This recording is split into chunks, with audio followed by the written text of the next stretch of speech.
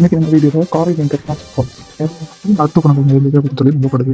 காரில் மீன் கார சொல்லி நம்ம தெரிஞ்ச பக்கம் அழைக்கப்படுது. இதில் வந்து புரதம் ஒமேகா 3 அப்படின்ற கொழுப்பு அமிலங்கள்லாம் அதிகமாக இருக்குது.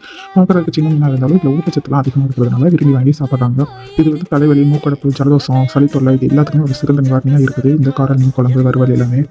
காரல் மீன் அல்லது காரப்பொடி மீன் அப்படின்ற இந்த மீனை வந்து நம்ம குழம்பை வந்து அதிகமாக மிளகு சேர்த்து சாப்பிட்டோம் அப்படின்னா உடலில் இருக்கிற சூடெலாம் குறைஞ்சி சளி தொல்லை இல்லாமல் இருக்கும்.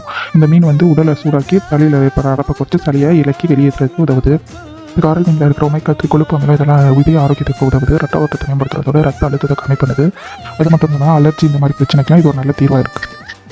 இந்த காரல் மீனில் இருக்கிற வைட்டமின் டி, B12 போன்ற சத்துக்கள் நரம்பு ஆரோக்கியத்துக்கும் உடலில் நோய் எதிர்ப்பு சக்தி உயர்த்துறதுக்கும் ஒரு முக்கிய பங்காற்றுது. இந்த சத்துக்கள்னால நம்ம உடல் வந்து விரைவாக சூறவடையாமல் நல்ல வலிமையோடு இருக்கிறதுக்கு ஒரு நல்ல நிவாரணியாக இந்த காரல் மீன் இருக்குது.